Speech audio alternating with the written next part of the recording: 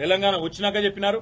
ఇక్కడ ఏ ప్రాంతీయ తత్వం గాని ప్రాంతీయ ద్వేషం గాని టీఆర్ఎస్ 10 ఏళ్ల అధికారంలో ఉంటే ఎన్నడూ ఒక చిన్న సంఘటన, ఒక చిన్న ఎఫ్ఐఆర్ గాని, ఒక చిన్న దాడి గాని, ఒక చిన్న ఘటన కూడా జరగలేదు ప్రాంతీయ తత్వం మీద. ఇప్పుడు కూడా ఉండదు, ఉండబోదు. తప్పకుండా మరి గాంధీ చేసిన వ్యాఖ్యలు కూడా ఒకసారి పరిశీలించాలని నేను కోరుతా ఉన్నా. కౌశిక్ రెడ్డి మీద నోటికొచ్చినట్టు బూతులు మాట్లాడడం, నోటికొచ్చినట్టు కౌశిక్ రెడ్డి గారి కుటుంబాన్ని తిట్టడం, బజారు భాష మాట్లాడడం, ఇదేనా రేవంత్ రెడ్డి నేర్పుతున్న సంస్కృతి అని చెప్పి కూడా నేను అడుగుతా ఉన్నా. తప్పకుండా మా పార్టీ పరంగా మాత్రం 100% ఈ ప్రభుత్వాన్ని మాత్రం వదిలిపెట్టాం. ప్రజలకిచ్చిన హామీలు తప్పకుండా నెరవేర్చేదాకా ఎంబడబడతాం అన్నమాట మళ్ళీ ఒకసారి చెప్తాం.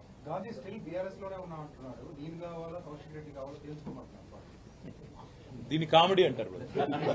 ఎందుకంటే మీరు అడగడంలోనే కామెడీ. నేను చూసిన ఆయన నేను ఏదో సమావేశం పెడతా మన్ను పెడతా అంటే విలేకరులే అడుగుతారు ఏ పార్టీ సమావేశం పెడతావు సార్.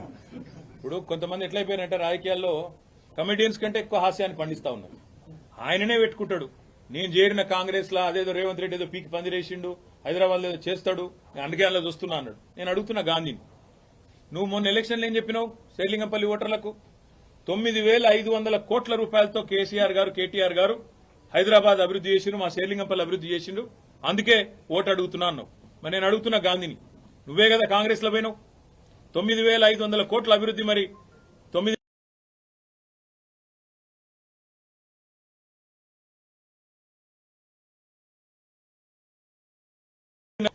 ఎందుకు అలా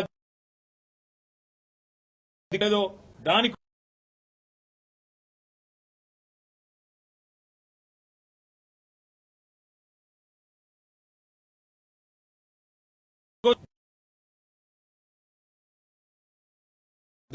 మీ ఎమ్మెల్యే ఏ పార్టీలు ఉన్నాడు అనే మాట మీరు ఒక్కసారి ఒక రౌండ్ 11 డివిజన్లు ఉన్నట్టున్నాయి. ఇక్కడ తలా 10 డివిజన్లు ఉన్నాయి.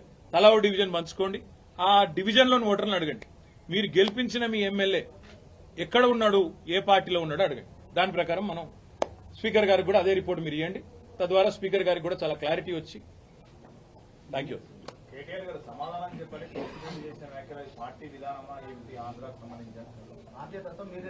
మళ్ళీ అదే చెప్తా ఉన్నా, నేను మళ్ళీ అదే చెప్తా ఉన్నా. రేవంత్ రెడ్డి అనే ఒక పనికిమాలిన నాయకుడు, పనికిమాలిన ముఖ్యమంత్రి 10 ఏళ్లు తెలంగాణ ఎంత ప్రశాంతంగా, హైదరాబాద్ ఎంత ప్రశాంతంగా ఉందో మీ కళ్ళతో మీరే చూసినారు. అందుకే హైదరాబాద్ ప్రజలు మాకు కడుపు నిండా ఆశీర్వదించి ఒక్క సీటు కూడా కాంగ్రెస్ పార్టీకి ఇవ్వకుండా అఖండమైన తీర్పునిచ్చినారు. ఇవాళ రేవంత్ రెడ్డి బాధ అంతా ఏంటంటే ఈ హైడ్రా పేరు మీద కూలగొట్టుడు, హైదరాబాద్ లో లేని పంచాయతీలు ఎగేసుడు. ఎందుకంటే ఒక్కటే కారణం, హైదరాబాద్ ప్రజల మీద రేవంత్ రెడ్డి పగబట్టిండు. నాకు ఒక్క ఓటేయలే, ఒక్క సీటు ఇయ్యలే, నన్ను పనికిమాలిన వాడని చెప్పి హైదరాబాద్ ప్రజలు భావించిండ్రు అని చెప్పి పగబట్టి ఇవాళ లేని పంచాయతీలు పెట్టి ఒక చిల్లర మల్లర ప్రయత్నం చేస్తా ఉన్నాడు. ఒకటి మాత్రం పక్క, మేము ముందు చెప్పినాం, ఇప్పుడు కూడా చెప్తా ఉన్నాం, తప్పకుండా హైదరాబాద్ లో ఉన్న ప్రజలందరూ మావారే. కేసీఆర్ గారు ఈనాడు కాదు, తెలంగాణ రాకముందు చెప్పిండ్రు,